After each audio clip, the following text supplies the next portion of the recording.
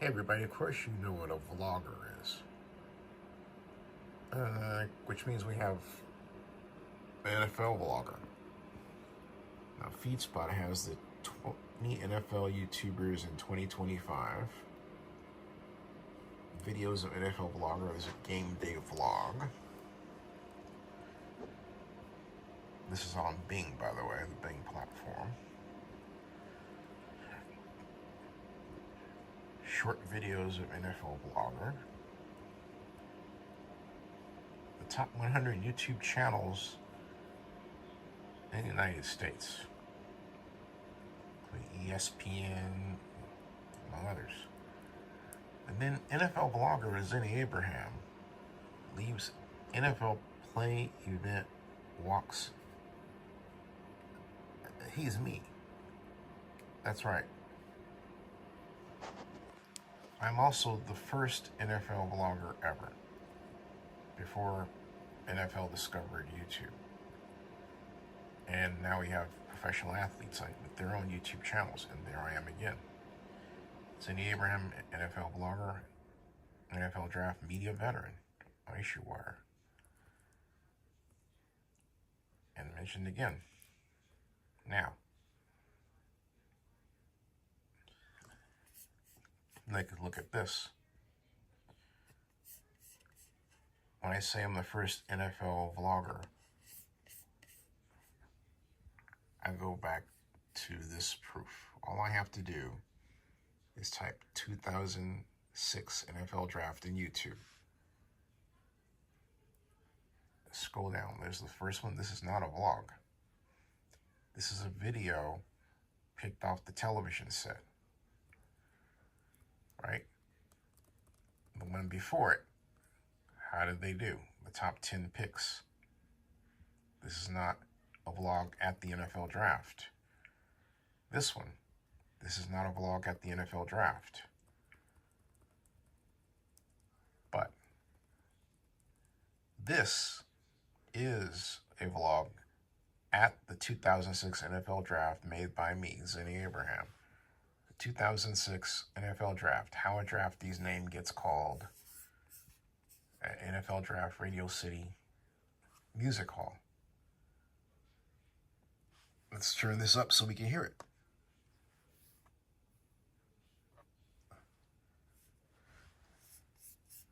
And center it so we can hear it.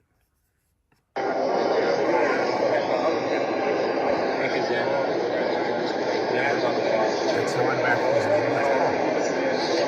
San Francisco's chosen. Denver is on the clock. Melvin Oliver, defensive end, LSU. Melvin Oliver. Melvin Oliver.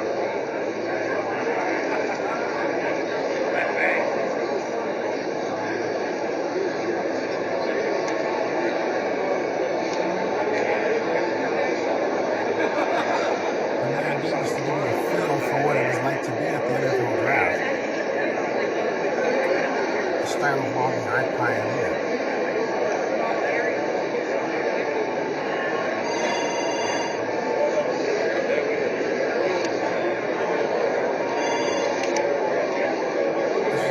With pick number 197, the 49ers select Melvin Oliver, defensive end, LSU. So what you just saw was two runners. Right here, these are the runners, and they're at the team table, in this case for the Kansas City Chiefs, and they then grab the note. Let's put on a piece of paper, and they literally run it up to the front table.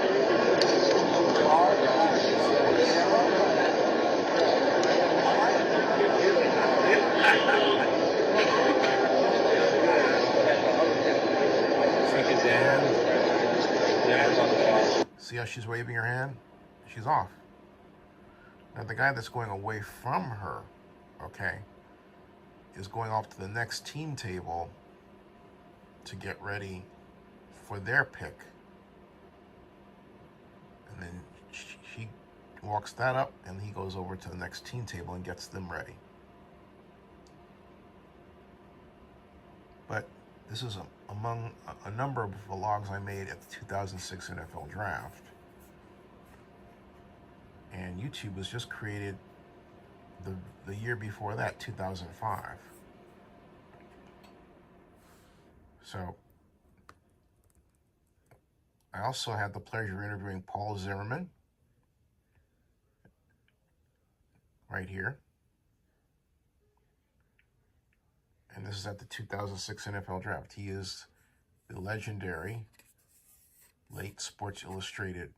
What I like about you is that you also understand the strategy. You understand not only the 4-3, but the stunts, the blitzes, the evolution of the game. What, over the course of the evolution of the National Football League, in all the years you've been writing, has been the most dramatic change? The most dramatic change in pro football is that it used to be a white game and now it's a black game. It used to be a strength game and now it's a speed game. You think it's only going to get faster? Well, yeah, it's a lot. It's speed. Now it's a speed game. I mean, if you don't have speed, you can't play. In the old days, you had these big sluggers who weren't very fast, but they were tough enough, and they could get by. Now, speed. Yes, I actually make some mockery of those comparisons of like the 74 Steelers versus the 2000 Cowboys or whatever. You don't compare team against team, because if you did, a high school team today could beat the 1900 NCAA champion, or the best college team in 1900. You don't do that. It's not fair. You look at the teams within their eras, but there's some players you can project to what they look like now. I mean, Bronco Nagurski, for instance, he weighed 235 in his prime. With weights and steroids, he'd be 270, 275 now. Right.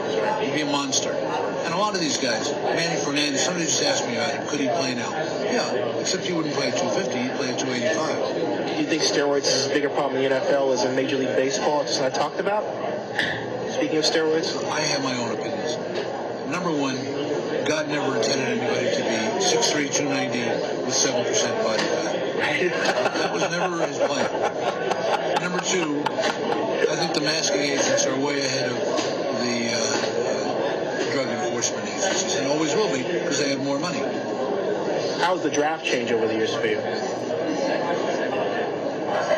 Oh, there's a lot of competition now. I remember in the old days, they used to have in the paper what teams need, and they talk about positions. Boring as hell. And then in 1971, I asked my sports editor, Mike Gillis of the Post, I said, can I just give each team a player?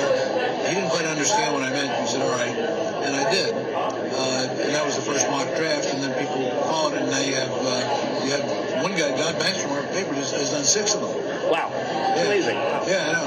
How many drafts? People can't get enough of it. How many drafts has this been for you? You were at the Conrad Hilton the first time, weren't you? Or first? No, I wasn't at the first draft. The first draft I ever went to was, I don't know, probably 60, 67, 68, 69, around there. Late 60s. So we're going to see another book from you? My wife keeps bugging me to do my memoirs. Yeah, you should. That's a great idea. I should have some publisher get some money in front. Yeah, I'm not going to do it on spec until... No, you should. No, you got too much track record. Hey, I appreciate I might anyway. I appreciate the time. My pleasure. Thank you. Yeah. That was Paul Zimmerman, and we had other presentations. We had meetings that we did downstairs, and unfortunately, but here's another one of my favorites. This was a 2006 NFL Draft. This is Bob McNair of the Houston Texans talking about his priorities for the draft. I want you to go and check that one out. But the point is that I was first. The first person to cover the NFL draft with a YouTube channel. The first NFL vlogger. And I've done it consistently for a 20-year period. Consistently. Subscribe to Zennie62 on YouTube, and you can get more of our great NFL content and commentary. Just press there. And also, you can check out, we also actually have a membership club that we're building. Stay tuned for that. But remember, NFL vlogging started with Zennie Abraham and Zennie62 on YouTube.